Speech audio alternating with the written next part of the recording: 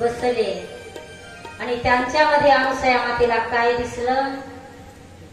ज्या देवाचं माता ध्यान करत होती तेच देव त्यांच्यामध्ये आईला दिसला. आपण म्हणतो ना, दारावर कोणी जर भिक्षुक आला तर कोणाच्या रूपामध्ये येते? आपण ज्या देवाची भक्ती करतो, ज्या देवावर जास्त प्रेम असते, आपल्या मनात पटकन येते की दारावरल्या भिकाऱ्याच्या रूपात देव तर आला नसल, त्याला वापस धाडू नाही. म्हणून पटकन आपण जर दत्ताचे भक्त असल तर पटकन एखादा दारावर गोसावी आला की पटकन मनात येते की मागितलं ते दिलं पाहिजे, वापस गेला नाही पाहिजे. म्हणून माझा दत्त महाराज तर नसल, त्याच्यामध्ये आपण देवाला बघतो. तसंच जरी ब्रह्म विष्णू महेश्वर जरी बते तरी अनुसया मातेला पटकन अनुसया मातेला आवडीचा देव म्हणजे भगवान दत्तात्रय प्रभूच त्यांच्यामध्ये दिसले. ब्रह्म विष्णू आणि महेश्वर सामोरी बसले. मंदिर झाले उभ्या घराचे, म्हणजे माझी जी झोपडी आहे आणि यांचे पाय माझ्या घराला लागले तर माझं घर राहिलं नाही. देव कुठं असतो? मंदिरात असतो. आणि माणूस कुठं असतो? घरामध्ये असतो. मंदिर झाले उभ्या घराचे, त्या तिघांचे पाय जेव्हा लागले तेव्हा माझ्या या झोपडीचा उद्धार झाला. झोपडीचं मंदिर झालं. देव झोपडीत आला तर झोपडीचं मंदिर होणार नाही का? म्हणून अनुसया मातेने भावना व्यक्त केल्या आहेत. आणि आपण सगळे देव आले, अनुसया मातेला भेटले आणि आता पुढे कथा सुंदर ऐकायची आहे. त्यापूर्वी आपण एक मस्त गजर घेणार आहोत. आणि मला एका ताईने सुचवलंय की शेवटी नका गजर पावली घेऊ, मध्ये जेव्हा ब्रेक होतो झाल्यासारखा वाटेल आपल्याला, फ्रेश मूड होईल तेव्हा गजर घ्या पावलीसाठी आणि नंतर पुन्हा कथा सुरू करा. तर ते विचार आपण घेऊया मनामध्ये आणि एक गजर घेऊया.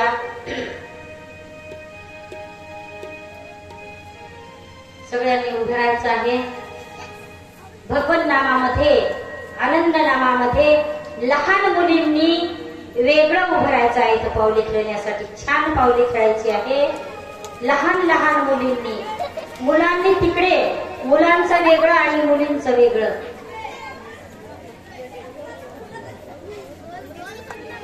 आज महाराज नाही म्हणून एवढी जत्रा झालेली आहे. असो, यांच्यामध्ये भगवंतच आहे, हरकत नाही. सगळ्यांनी टाळ्या वाजवून आनंद लुटायचा आहे. भगवन नामामध्ये तल्लीन व्हायचं आहे. पावली खेळायची आहे. गायन पण राहील आणि नृत्य पण चालू राहील.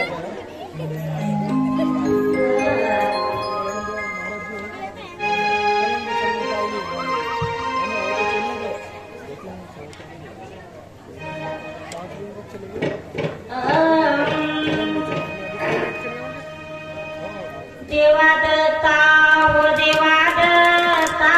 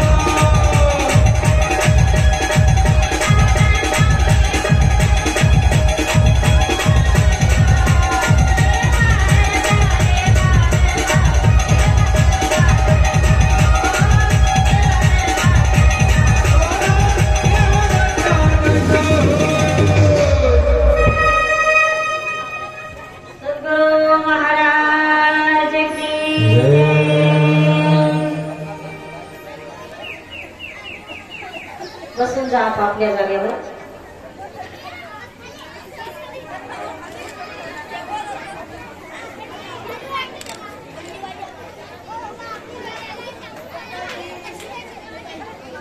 अशा प्रकारे ब्रह्मा विष्णू महेश अनुसया मातेच्या घरी सत्व पाहायला आले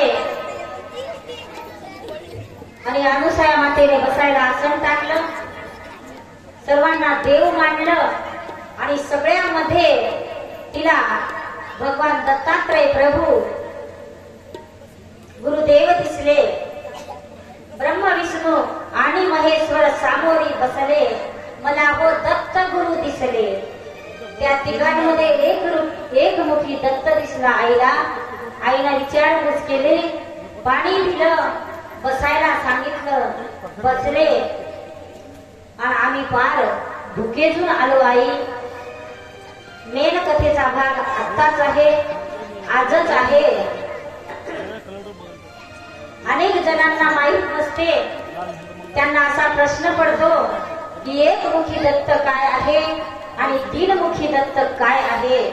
एकमुखी दत्तावाले असं म्हणतात की आमचा एकमुखी दत्त, तीनमुखी दत्तावाले म्हणतात की आमचा तीनमुखी दत्त.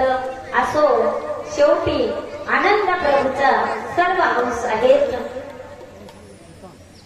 ज्यानं ज्या देवाला पसंत केले बेफिकीर करू दा, परंतु एकच देवाची भक्ती करायला पाहिजे, एक देव धरून राहायला पाहिजे. असो, तिघ आले, मातेने बसायला सांगितलं आणि सगळ्यांनी सांगितलं की मला भूक लागली. त्या तिघांनी सांगितलं की हे माते, आम्हाला फार भूक लागली, क्षुधा लागली आणि आम्हाला भोजन दे. बरं म्हणली, महाराज बसा तुम्ही.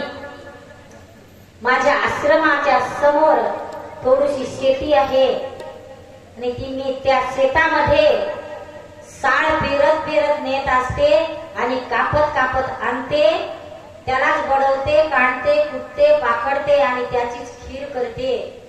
अतिथीला जेवायला मी अशा प्रकारचं घालते. घरात किती दिवसाचं असलेलं अन्न जेवायला घालत नाही, कोरं अन्न जेवायला घालते. आणि तुम्हाला पण आता मी साळ पेरते, पेरीत जाते आणि कापीत येते, त्याचा भात तांदूळ तयार करते आणि तुम्हाला खीर मी पोटभर जेवायला देते. नाही नाही नाही नाही माते, अनुसया माते, त्या तशा खिरीची काही गरज नाही.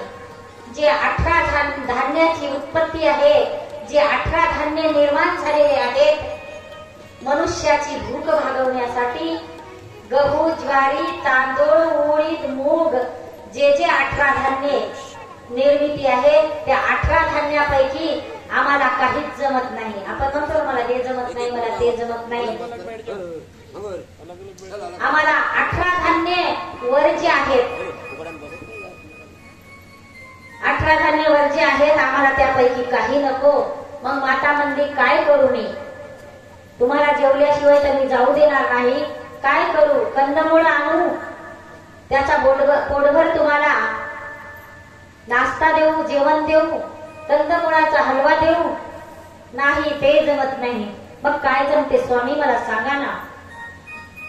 तिघांनी जाताना गारा वेचून नेल्याच होत्या आपापल्या झोळीमध्ये, आणि त्यांचा पूर्ण प्लॅन होता की सत्व हरायचं, आणि सत्व हरण्यासाठीच आले होते.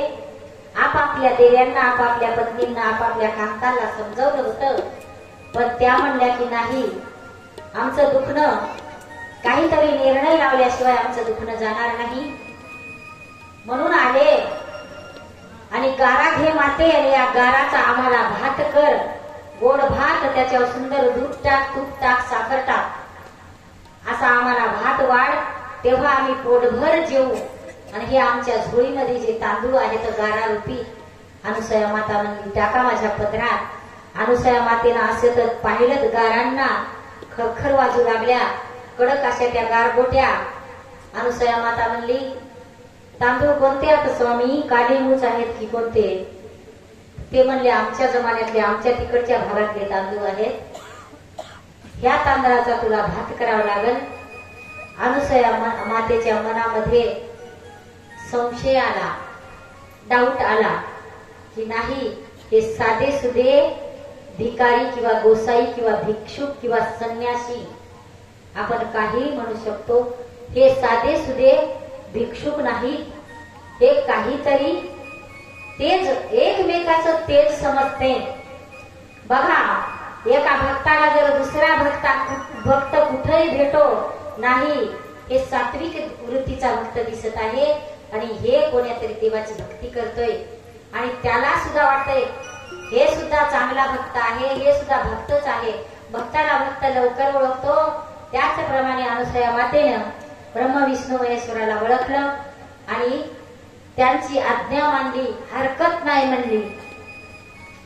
अनुसया माता मनामध्ये, अनुसया मातेच्या मनामध्ये ध्यास होता, अखंड नामस्मरण होतं.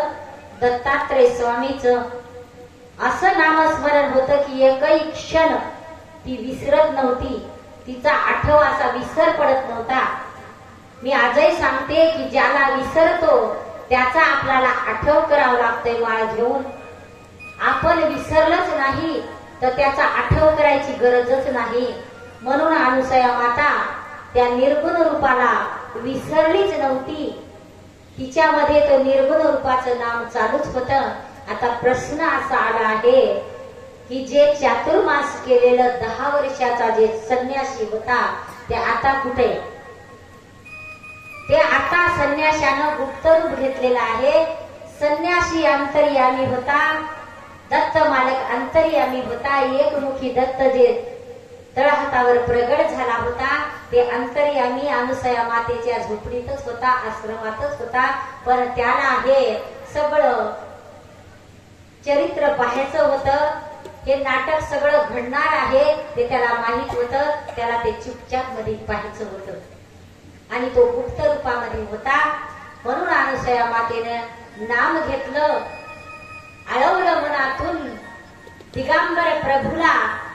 असं आळवलं, खूप मनातून आळवलं, साधं सुद्धा आळवलं नाही. अनुसया माता म्हणाली, हे भगवंता, हे निर्गुणा, आता माझ्या भक्ती सफल झाली रे देवा, आणि आता माझ्या भक्तीला दृष्ट लागणार आहे. तू मला बाळाच्या रूपामध्ये प्रगट झाला. ज्या माय माऊलीला बाळ नसतंय आणि तिला बाळ होतंय, तिचा आनंद आणि अनुसया मातेचा आनंद सारखाच. अनुसया मातेला बाळ नव्हतं, बाळ झालं, प्रगट झालं, पण दृष्ट लागायची वेळ आली. अनुसया मातेवर संकट आलं. संकट काय आलं? गारांचा भात करून दे, तेव्हाच आम्ही जेवतो, नाही तर उपाशी जातो, शाप देतो, तुझं सत्व हरण करतो. जसं गर्व हरण म्हणतो, वस्त्र हरण म्हणतो, अमुक अमुक म्हणतो, वगैरे वगैरे, तसंच एक सत्व हरण आहे. म्हणजे सत्व तिचं जे तिनं सत्व नामाच्या सामर्थ्यावर तिनं सत्व प्राप्त केलं होतं, सत्व कमवलं होतं, ते सत्वाचं हरण करण्यासाठी ते 3 भिक्षुक आले होते. आणि अनुसया मातेला सांगितली, काय स्वामी तुम्ही बसा तर खरी, तुम्ही शांत व्हा, तुमच्या जवळच्या जे गारारूपी तांदूळ आहे त्यांचा सुद्धा मी सुंदर असा पांढरा शुभ्र भात करून तुम्हाला मी जेवायला देते. दचकले, वचकले, बापरे गाराचा भात करतो म्हणून राहिली. नारदाचं खरं तर नाही, नारद कुठं कधी बोलत नाही, कळ लावल पण खरीच लावल. नारद कुठं कधी बोलत नाही, नारदाचं खरं आहे असं जाणवलं ठिकाण नाही. भात करतो म्हणल्या बरोबर गेली माय माऊली घरामध्ये, आदण ठेवलं आणि नामस्मरण केलं दत्तात्रय प्रभूचं. धाव देवा म्हणली, मला तुझ्याशिवाय कोणी नाही, मी तुझा आणि तुझाच धावा करते, तू धावून ये, माझ्या या संकटाला धावून ये. मनोमन जगदंबेनं धावा केला. पावना दत्ता धावना दत्ता करीतो तव धावा. पावना दत्ता धावना दत्ता करीतो तव धावा. पावना दत्ता धावना दत्ता करीतो तव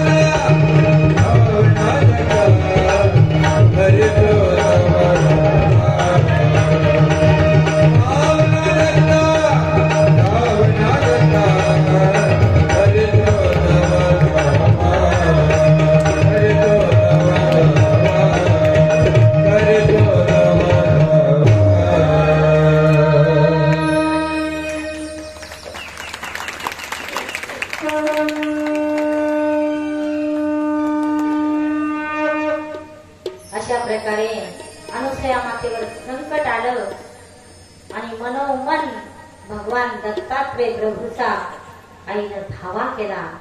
कसा केला? मनोमन केला, हृदयातून केला, तना मनानं केला. मातेच्या अंगावरचा एक एक रोम बोलत होता की धावाता. जे आपण पूजेमध्ये धावा म्हणतो ते धावा भगवंत धावण्यासाठीच असते. म्हणून पूजेमध्ये, पंचपदीमध्ये, भजनांमध्ये धावा जे म्हणतो ते अनुसया मातेसारखा धावा म्हटला पाहिजे. धाव्याची चाल कमी जास्त झाली तर झाली, पण आळवलं पाहिजे आणि धावा सुंदर म्हटला पाहिजे. त्याचप्रमाणे जगदंबेनं धावा म्हटला आणि त्या धावा म्हणजेच धावा, लवकर या. म्हणून दत्तात्रय प्रभू गुपित रूपात होते. मातेच्या मागे मागे ते बाळ गुप्त रूपामध्ये घरामध्ये दौडत होत आणि आपल्या आईवर संकट आलंय ते त्याला काही बरं वाटत नव्हतं.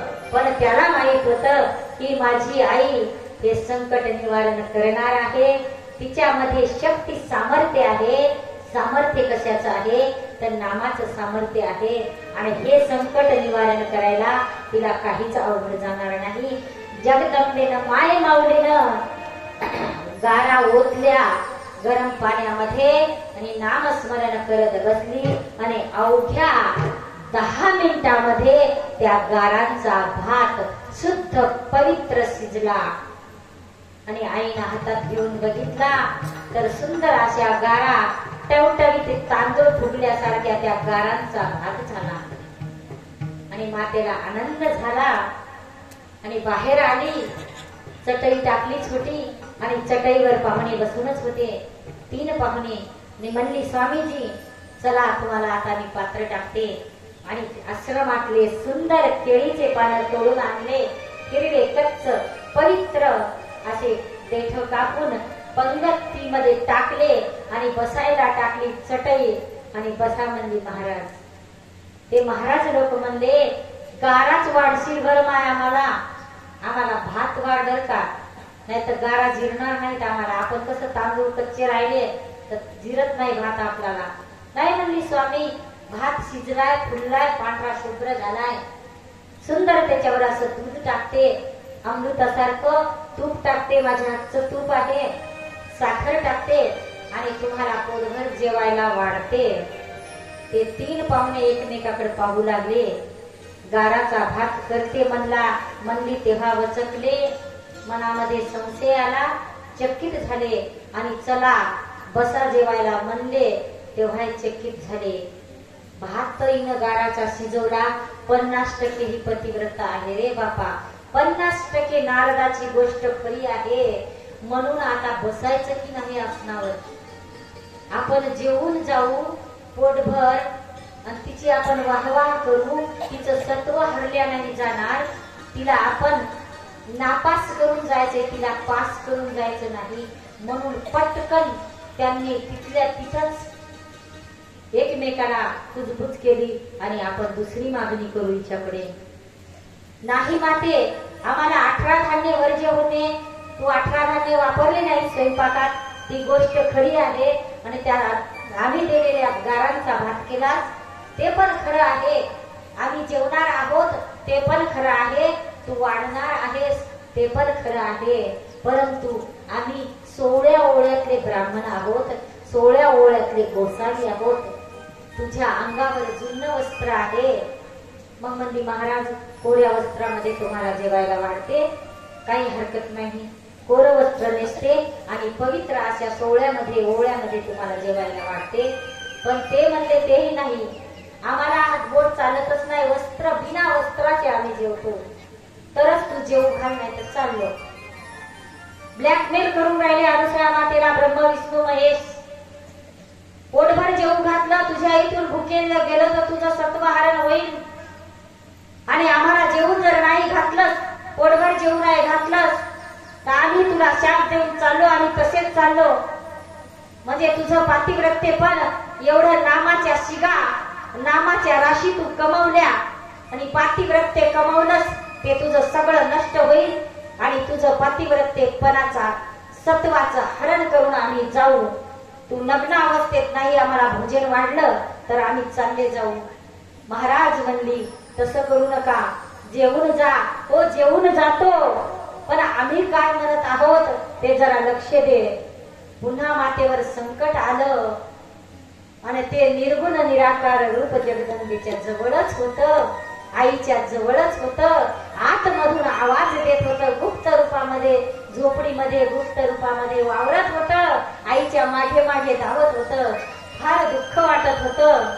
आपल्या आईवर जर संकट आलं, आपल्या आईला सर्दी खोकला ताप आला तर आपलं 5-10 वर्षाचं लेकरू त्या आईच्या पलंगाभोवताल फिरते. हो आई तुला बरं नाही का, आई तुला काय झालं, आणि आई तू रोजच्या सारखी का बरं बोलत नाहीस, म्हणून त्या लेकराचं मन लागत नाही.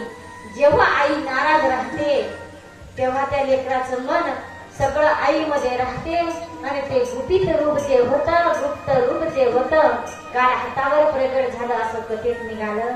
आणि ते दिगंबर रूप मात्र अनुसया मातेच्या पदराला धरूनच गुप्त अवस्थेत होत. आतून आवाज देत होत, आतून प्रोत्साहित करत होत की हे माई तू घाबरू नको ग, तुझे आजपर्यंत मी काम सफल केलेस आणि तू माझी साधी भक्ती नाहीस. 60,000 वर्षे तू माझी साधना केलीस, 60,000 वर्षाचा एक चातुर्मास केला आणि मला तू जिंकलं, आणि मी आता तुझ्या संकटाला धावू नको तर कोण धावल. म्हणून तिचा धावा सुरू होता, तिचं नामस्मरण सुरू होतं आणि पतीचं सुद्धा नाव घेत होती. अत्रेय ऋषी पतिव्रता म्हणजे पतीचं व्रत होतं तिच्यामध्ये.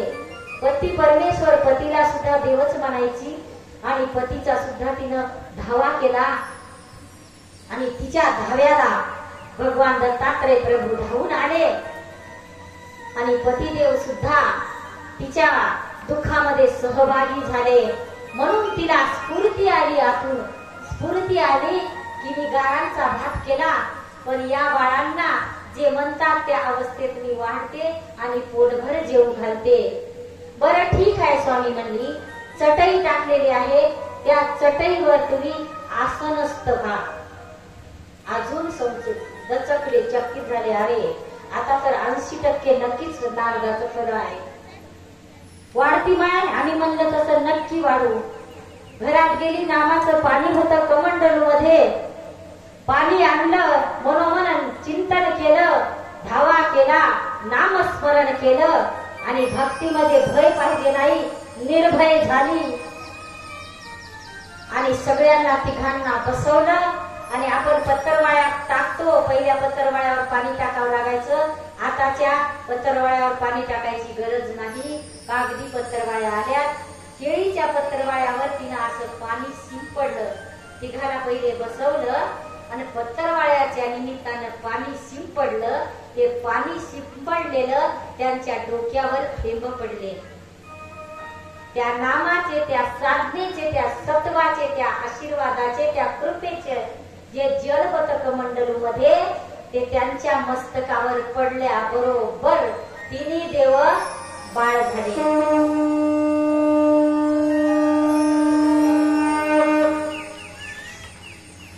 तिन्ही देव बाळ झाले आणि अनुसया माता म्हणली की आता तुम्हाला मी पोटभर जेवू घालणार. आणि त्या पतरवाळीवर, त्या आसनपटीवर बसल्या बसल्याच बाळ झाले. बाळ अवस्था प्राप्त झाली. बाळ म्हणजे चालणारे नाही, बाळ म्हणजे जमिनीवर बसणारे नाही, बाळ म्हणजे खाली लोळणारे बाळ. 2-3 महिन्याचं जसं बाळ असतंय त्या वयातले ते तिन्ही देव बाळ झाले. आणि अनुसया मातेने त्यांना पोटभर जेवण दिलं. जेवून तृप्त झाले ते बाळ. आणि अशा प्रकारे 3मुखी दत्ताची निर्मिती झाली अनुसया मातेच्या घरी. अनुसये दोन्ही जेव्हा तिन्ही देव आले, अनुसये दोन्ही जेव्हा तिन्ही देव आले, ब्रह्मा महेश विष्णू तिन्ही बाळ झाले, ब्रह्मा महेश विष्णू तिन्ही बाळ झाले. विना विना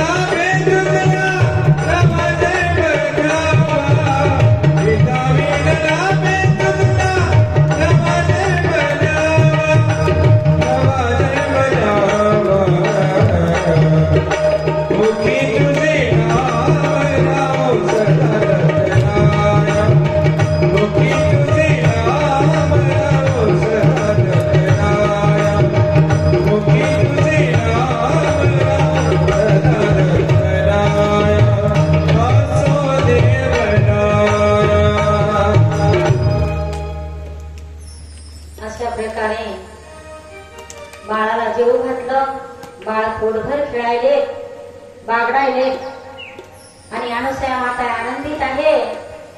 अनुसया मातेचं टेन्शन गेलं, टेन्शन फ्री झाली आणि ते जे बाळ आहेत तिच्यामध्ये आता 3 बाळ तिच्या उदरी आले, तिच्या घरी प्रगटले आणि त्या 3 देवांची माता सेवा करू लागली.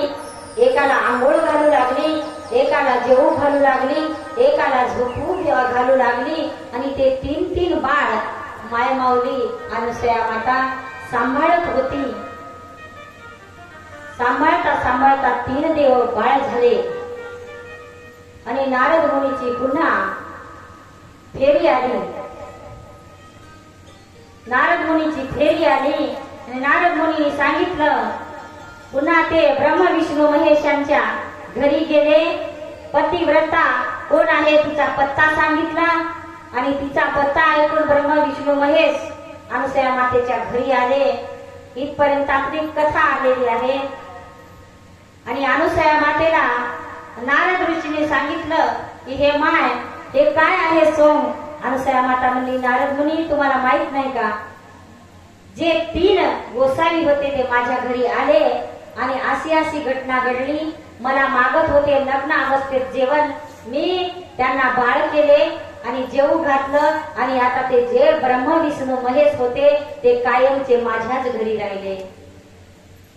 नारद ऋषी पुन्हा दचकले, अरे बापरे, जे सत्व पाहायला गेले होते ब्रह्म विष्णू महेश आणि ते सत्व पाहायला कर्मभूमीवर जी अनुसया माता आहे ते बाळ झालेले ते तर नसतील. नारद मुनी म्हणले, ते जे बाळ झालेले आहेत तेच बाळ आहेत. कोण? ब्रह्म विष्णू महेश्वर जे शंकरजी म्हणतो ते त्याच्यामध्ये आहेत. आणि जी पतिव्रता आहे तिचा स्पर्श झाला, तिच्या सत्वामुळं ते देव असून बाळ झाले. ही बातमी पाहता पाहता चौकट पसरली. खरंच जी सती आहे तिनं बाळ झालेत का? खरंच जी सती आहे पतिव्रता ती आहे का? खरंच देवी नसून ती एक स्त्री आहे, खरंच आहे का? म्हणून चर्चा झाली आणि अशा प्रकारे ते बाळ झाले. म्हणून नारद मुनी आले आणि नारद मुनींनी सांगितलं की जे ब्रह्म विष्णू महेश जे आहेत अनुसया मातेच्या घरी मस्त अनुसया माता झोका द्यायली, जोजवायली आणि तुमचे ते पतीच आहेत. पाळण्यामध्ये मी आत्ता पाहून आलो. नाही नाही नारद मुनी असं म्हणू नका, सगळे आमचे कारभार ठप्प पडलेत, किती दिवसाचे गेले, पार्वती म्हणून राहिली. हे नारद मुनी आणि आमच्या कैलासाचा कारभार ठप्प पडलाय हो. मी फार संकटात आहे. कोण सती आहे तिचा निवाडा लावू आणि आम्हाला मदत करा. 3 बाळ होऊन पडले, आम्ही कसं करायचं म्हणून त्या चिंताग्रस्त झाल्या आणि ते बाळ होऊन रडू लागले. अनुसया मातेला आटपत नव्हते. ते 3 बाळ अनुसया मातेने पाळण्यामध्ये टाकले आणि नारद मुनीने ते बाळ रडताना पाहिले आणि नारद मुनी अनुसया माता त्यांना झोका देताना पाहिली आणि नारद मुनी तिथून निघून गेले.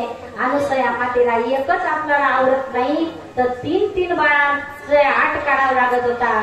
म्हणून अनुसया मातेला वाटलं आता जेवले, आता यांनी विश्रांती घेवावं.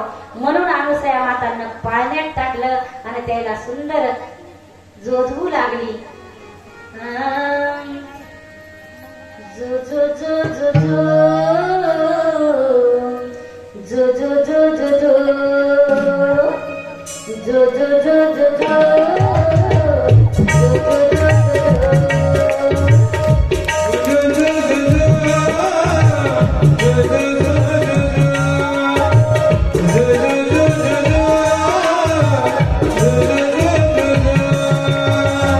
अनुसया नंदन थोडी भव बंधन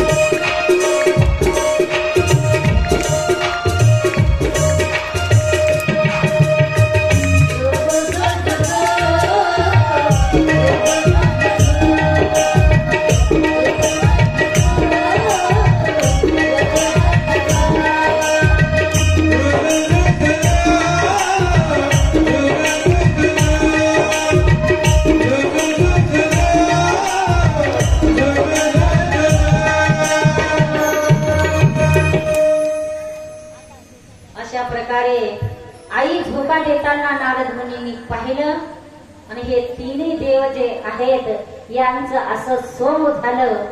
म्हणून नारद मुनीला वाटलं आपण जे कळ लावली त्या बाया सुधारण्यासाठी कळ लावली, त्यात मस्त आपल्या आपापल्या भुवनामध्ये आनंद भोगत आहेत आणि ह्या माझ्या देवाची काय दशा झाली. जे माझे प्रिय देव आहेत त्या बायाच्या पत्नीच्या नादी लागले आणि माझं तर चुकलं नाही. मी उगी चाडी लावली, मी उगी चुगली लावली आणि दशा झाली. नारद मुनीला दुःख वाटलं, पण तरी नारद मुनी अंतर्यामी होते. कदाचित जे निर्गुण निराकार आहे, ज्याची अनुसया माता भक्ती करत आहे, त्यांची तर लीला नसेल, होईल ठीक, होईल सगळं बरोबर असं म्हणून नारद मुनी पुन्हा कैलास लोकी गेले, सत्यलोकी गेले, वैकुंठ लोकी गेले आणि तिघींनाही जे समाचार कर्मभूमीवर बद्रिका आश्रमी घडला ते सत्य सत्य स्वरूपात खरं खरं तिघींना नारद मुनींनी सांगून टाकलं. आता केवढी आपत आली. 100% नारद मुनीचं खरं झालं आणि 100% कर्मभूमीवर मृत्यूलोकी जी पतिव्रता अनुसया आहे ती खरंच पतिव्रता आहे असं त्यांच्या मनानं त्यांना ग्वाही दिली आणि फार पश्चाताप झाला. आम्ही जे केलं ते बरोबर झालं नाही. आणि नारद मुनीला विचारू लागल्या, हे नारद मुनी, हे गुरुदेव, तुम्ही आमचे गुरुतुल्य आहात आणि खरंच तिन्ही देव बाळ झाले असतील, पण तिन्ही देव दिसायला कसे आहेत हो? बाळ रूपामध्ये आम्ही जर गेलो तिला शरण आणि तिला जर मागितलं आमचे म्हणजे तुझे बाळ आणि तुझे बाळ जे आमचे पती, तिचं बाळ आपला पती म्हणजे ती आपली सासू समजा बर का. अशा प्रकारे अनुसया मातेला शरण जायचं त्यांनी ठरवलं. शरण का जायचं ठरवलं? बरेच दिवस झाले होते. एका दिवसात कथा जरी सांगून झाली तरी त्यांचं हे सर्व चरित्र घडण्यासाठी बरेच दिवस लागले होते. आणि कैलास भुवनावर सगळा कारभार ठप्प झाला होता. कसा कारभार ठप्प झाला होता? हालचाल बंद झाली होती, हवा बंद झाली होती आणि कोरड्या नदीप्रमाणे सगळा कारभार झाला होता. नद्या वाहत नव्हत्या, वारा वाहत नव्हता, पक्षी किलबिलाट करत नव्हते, सगळं ऑक्सिजन बंद होतं आणि फार भयंकर त्या तिघींवर आलं. वैकुंठीची तीच गोष्ट, कैलासाची तीच गोष्ट आणि सत्यलोकी हीच परिस्थिती निर्माण झाली. कारभार बघायला कोणी नसल्यावर अवस्था कशी होते. कुटुंब प्रमुख जर 8 दिवस गावाला गेला तर कुटुंबाची व्यवस्था सगळी ढसळलेली असते आणि देशाचा पंतप्रधान काही दिवस जर गादीवर नसला तर राज्य बरोबर चालू शकत नाही. त्याचप्रमाणे त्या तिन्ही देवाचे जे 3 भुवन होते ते त्या भुवनाची दशा झालेली आहे. जिकडं तिकडं हळहळाट सुरू झालेला आहे, गोंगाट सुरू झालेला आहे. अशा प्रकारे देवाची वाट अशी बघत होते आणि त्या तिघींना मात्र आता आसरा कोणाचा नव्हता. हिला तरी आसरा होता. हिनं तरी निर्भयपणे निर्गर्वपणे नामचिंतनाचा साठा केला होता. हिच्यापाशी सारी शक्ती आली होती, त्यांच्यापाशी मात्र काहीच शक्ती उरली नव्हती. आपापल्या पतीच्या जोरावर आपण म्हणतो ना, आता म्हणू नाही, देव आहे, जी कथा आहे जी तीच सांगायची आहे. जसं डॉक्टर म्हणलं की डॉक्टरी म्हणतो आपण, डॉक्टरी नसली तरी डॉक्टर, मास्तरची बायकोला मास्तरीन बाई म्हणतो की नाही. म्हणजे त्यांच्या जीवावर आपण सगळं त्यांचं श्रेय आपण अर्ध घेतो, कारण आपण अर्धांगिनी असतो. त्याचप्रमाणे त्यांचं आता निर्जीव कार्य झालं होतं. सावित्री, लक्ष्मी आणि पार्वती यांचं. त्यांना कोणाचा आधार नव्हता आणि धावा कराव तर कोणाचा करावा, कोणता एक देव ठरवला नव्हता. म्हणून एक देव हक्काचा ठरवा, ज्या यानं तो आपल्या संकटाला धावून येईल. पतीला परमेश्वर मानलं होतं, त्याही काही कमी नव्हत्या, पण अनुसया मातेपेक्षा त्या कमीच भरल्या. पती परमेश्वराला देव मानून पतीचा धावा करू लागल्या. त्यांच्या पतीचीच ती अवस्था झाली तर त्यांना धावायला कोण येणार. म्हणून फार संकटात पडल्या, फार दुःखात पडल्या. आणि शेवटी ध्यास कोणाचा केला. शेवटी त्यांच्या मनात कोण होतं की हे संकट कोण निवारल, असं त्यांच्या मनात काय आलं. शेवटी अनुसया माता आली ना. तिला जर शरण गेलं तर ती आपले पती पूर्वी सारखे करून देईल. मोठ्याचे लहान केले, लहानाचे अजून मोठे सुद्धा करून देईल म्हणून अशी भावना मनात धरून त्या कर्मभूमीवर उतरल्या. आणि त्या सुखानं उतरल्या का. गादीवर बसणाऱ्या देव्या, जगाच्या जनन्या सुखानं आल्यात का, पायी पायी आल्या. कोण्या दुःखात कोणतं संकट आलं आणि एवढे भुवन ओलांडून कर्मभूमीवर पायाला चालत आल्या, काट्या बोराट्यातून चालत आल्या. आणि त्यांच्या मनात फक्त आणि फक्त एकच होतं, काहीच मागायचं नव्हतं. आणि हे संकट कोण आपलं दूर करील तर अनुसया माता करील. पहा, तिचाच द्वेष केला आणि तिचाच धावा, तिचाच ध्यास त्या तिघींच्याही मनामध्ये होता की आपण आता तिला शरण जायचं आणि तिच्याकडून आपण आपलं जे काम आहे ते करून जायचं. आणि प्रेमानं शरण गेलं तरच ती आपल्याला प्रसन्न होईल. शेवटी त्या पण तिच्यावरच आल्या. त्यांनी पण मनोमन त्याच मायमाऊलीला मानलं, म्हणून ती सत्वाची आहे. अशा प्रकारे तिघी आल्या, कशा तरी आश्रमावर पोहोचल्या. फाटके तुटके कपडे, किती दिवसाचे आपापले भुवन सोडले, सोबत नाही, संगत नाही, काही नाही, बेआधारी झाल्या. कोणाला आणाव. अनेक जीव जंतू मेले आपापल्या भुवनावरचे. अनेक विध्वंस झाला. जसा कोरोनात आपल्यावर संकट आलं होतं तस त्याच्याही 1000 पटीने त्या तिघींवरही संकट आलं. आणि त्या संकटाला कोण धावल. स्वतःच सामर्थ्य थोडस धीट झाल्या आणि आपण या संकटातून वाचू. पण कशामुळे वाचू. अनुसया मातेला जर शरण गेलो तरच आपण याच्यामधून वाचणार आहोत. म्हणून गेल्या आणि अनुसया मातेच्या झोपडीच्या दिशेने गेल्या. हीच झोपडी असेल आणि हाच बगीचा असेल आणि हाच आश्रम असेल. दुरूनच त्यांनी ओळखलं. गेल्या, शरण गेल्या आणि अनुसया मातेने त्यांचं स्वागत केलं, स्मित हास्य केलं. आणि कुठून आल्या, तुम्ही कुठून आल्या फार तेजस्वी दिसत आहात. तुम्हाला पाहिल्यासारखं वाटतंय, तुम्हाला जाणल्यासारखं वाटतंय, पण तुमची ओळख लक्षात येत नाही. तुम्ही तिघी देव्या आहात. बसा.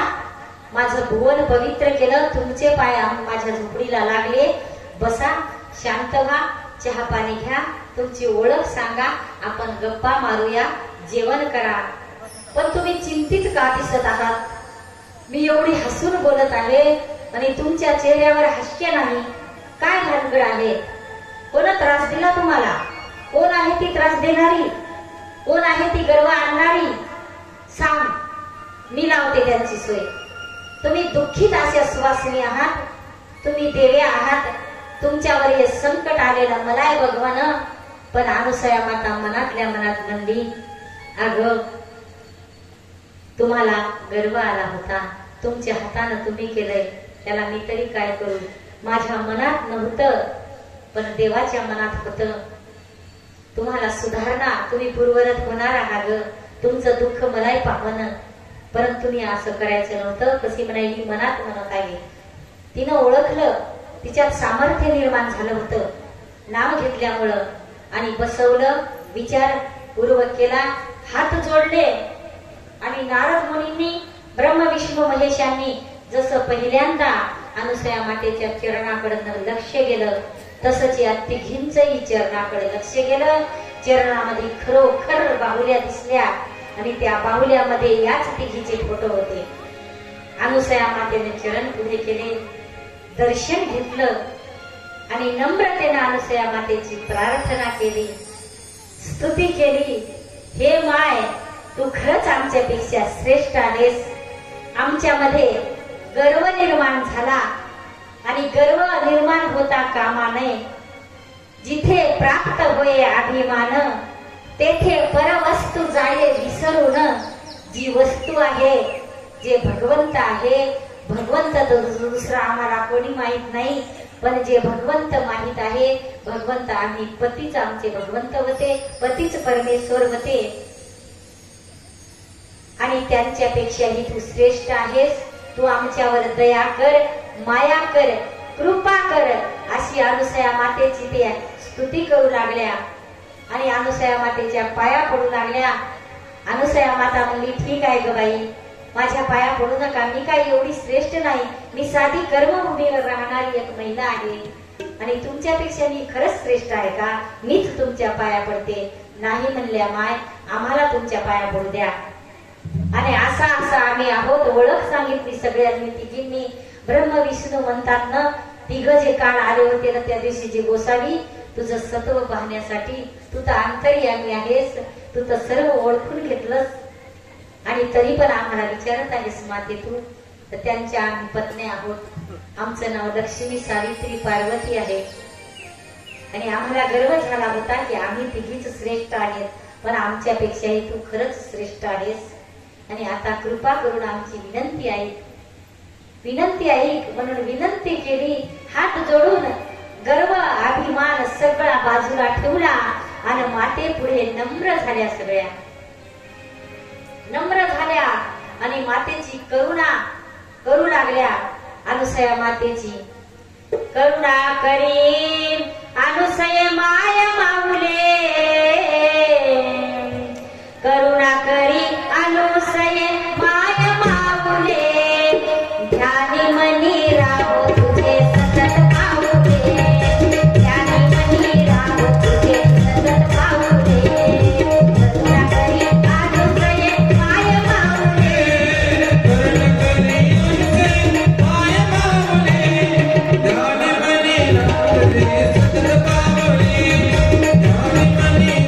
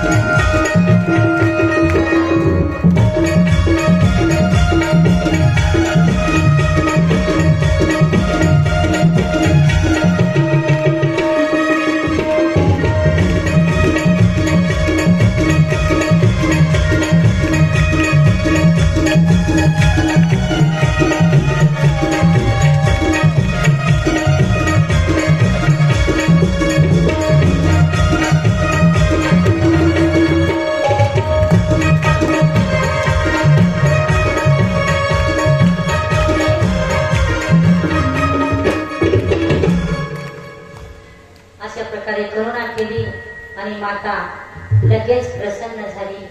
तुम्ही तुमचे जे पती आहेत ते ओळखून घेऊन जा, पण तुम्ही एवढ्या दूर कशा नेणार? त्यांना काखेत न्यावं लागेल किंवा खांद्यावर टाकून न्यावं लागेल. मला तुमची किव येते बाई, तुमचे तुम्हाला देते मी, पण न्या तुम्ही तुमचे ओळखून.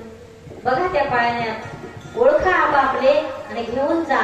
पाळण्याच्या जवळ गेल्या, पार्वतीला पुढे केलं या दोघींनी. पार्वती माते, तू आमच्यापेक्षा श्रेष्ठ खरंच आहेस. या दोघींनी तिला पुढे केलं. तू अगोदर शंभूला ओळख, मग ते दोघं राहिलेले आम्ही ओळखू तुझ्या कृपेनं. तर त्या पार्वती माता गेली, पाळण्यापाशी जाऊन वचकली दचकली आणि दुसऱ्याला हात लावून तर स्पर्श होईल माझा आणि अजून विपरीत घडेल. ज्याला स्पर्श झालं त्यालाच पती मानावं लागेल, म्हणून हे काय बरोबर नाही. एकेकानं पाळण्यापाशी तिघी गेल्या, पण पाळण्यापाशी गेल्यावर आपापले पती ओळखायला असमर्थ ठरल्या. म्हणून पुन्हा अनुसया मातेला शरण गेल्या. अनुसया मातेला म्हणले, आता तुझ्याशिवाय विलाज नाही, आमचा अंत पाहू नको. आमचं तिकडं लई वाटोळं झालंय आणि आमचे पती आम्हाला पहिल्यासारखे असणारे करून दे माय. आम्ही आता सगळा गर्व अभिमान बाजूला ठेवला आणि आता तू आमचं ऐक. म्हणून माय माऊलीनं पूर्वरत पुन्हा पाणी शिंपडलं आणि ब्रह्म विष्णू जे पूर्वी सारखे होते ते देव जशाला तसे जिच्या तिच्या हवाली घातले.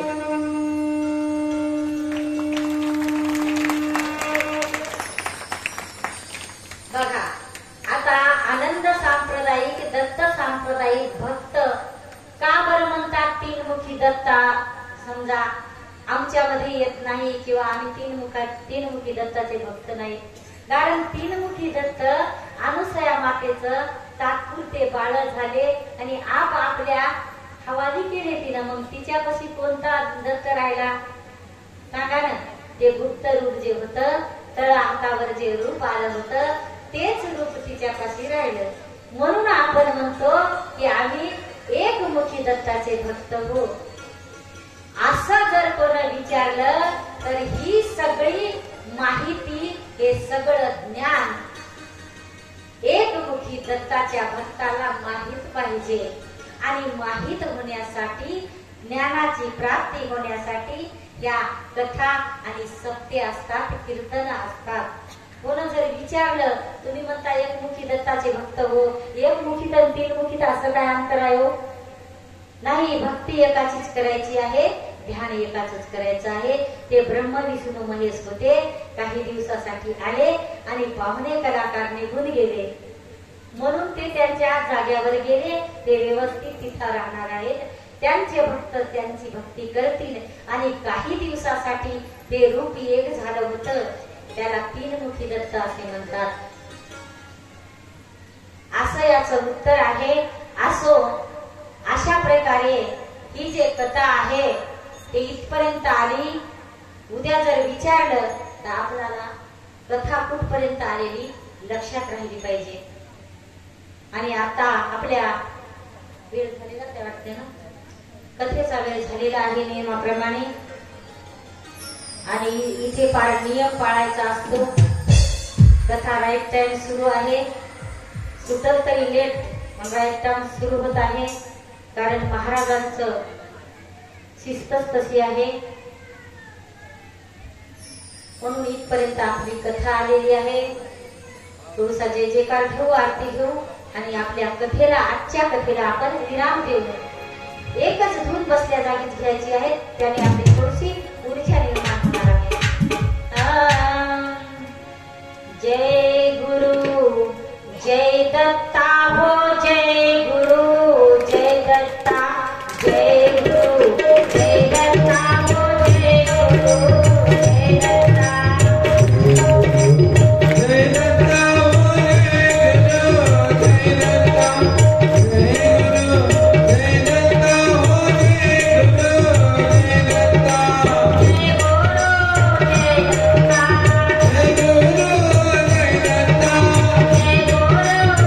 जय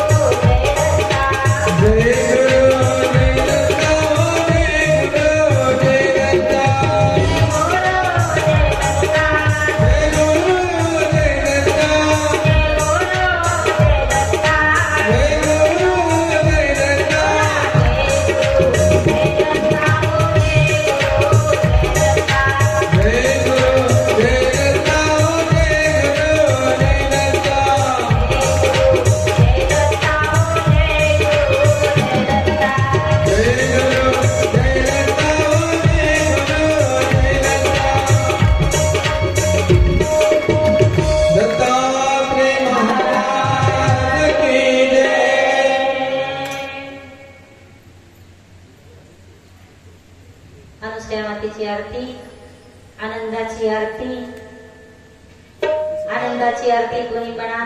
मी अनुसया मातेची आरती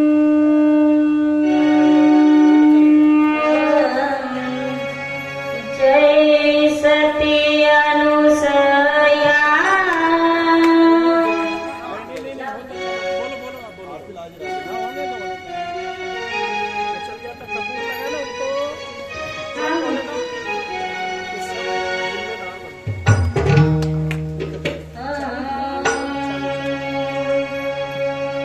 जय सती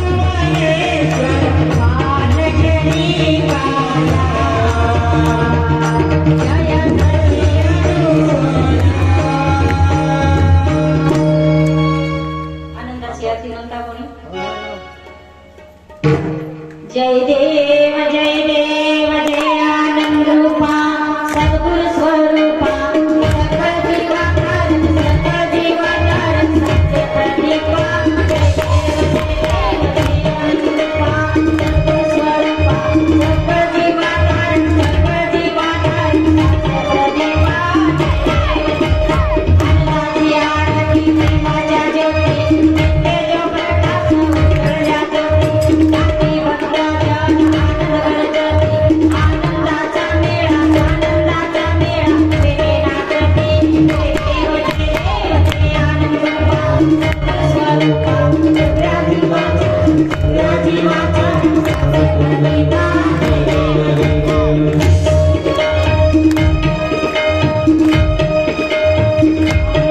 सर्वातीत आनंद सर्वाचे सार आकाशी आकार बराबर माया चैतन्य रक्षा संसार नित्य ब्रह्मांड वेगळे आकार जय देव जय आनंद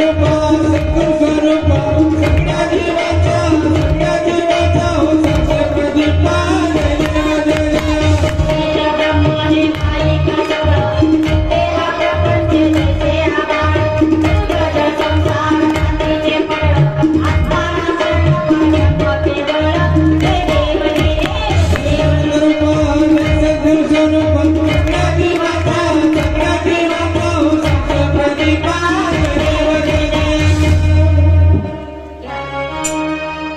जलैन शीतलैः मातरमते तस्सोऽयं धरामिदं मानदिग्योपरि अग्रगणमनुष्याणां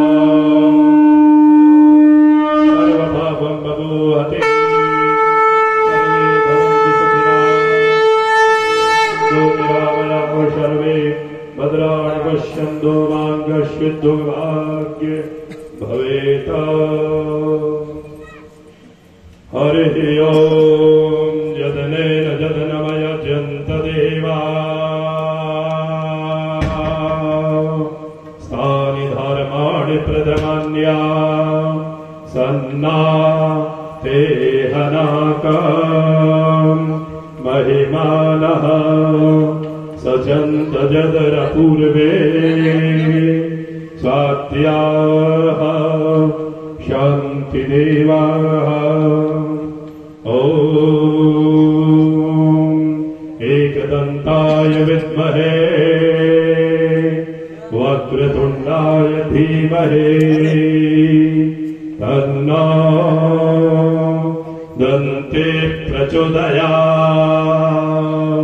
सेवन्तिकाकुलचम्पकपाठलब्जै पुन्नागजातिकरवीररसालपुष्पै बेलपत्रवाल तुलसी दलजंजरीवे त्वं पूजयामि जगदीश्वरि मे प्रसीदा पापोऽहं पापकर्माहं पापात्मा पापसंभवा त्राहि मां पार्वतीनाथ सर्वपापहरो भव सर्वे भवन्तु सुखिना सर्वे सन्तो निरामया सर्वे भद्राणि पश्यन्तो मां कश्चित् दुःखभाग्य भवेत् पूजावसान समये दशवक्त्र गीताम् या शम्भु पूजन पराम् पठति प्रदोषे तस्य स्थिरामृत गजेन्द्रतुरङ्गयुक्ताम् लक्ष्मीशदेव सुमुखे प्रददाति शम्भो गुरुदत्तदेवाय नमो नमः ग्रन्थाय नमो नमः मन्त्रपुष्पाञ्जलिं समर्पयामि यानि कानि च पापानि जन्मान्तरकृतानि च तानि तानि प्रणश्यन्ति प्रदक्षिणायां पदे पदे साष्टाङ्गूय प्रणम्यः प्रातःसहस्राणि क्रियन्ते हर्निशं मया दासोऽयमिति मां वक्त्वा क्षम्यतां परमेश्वरः परमेश्वरिः मन्त्रपुष्पाञ्जलिं समर्पयामि गुरुदत्तदेवाय नमो नमः।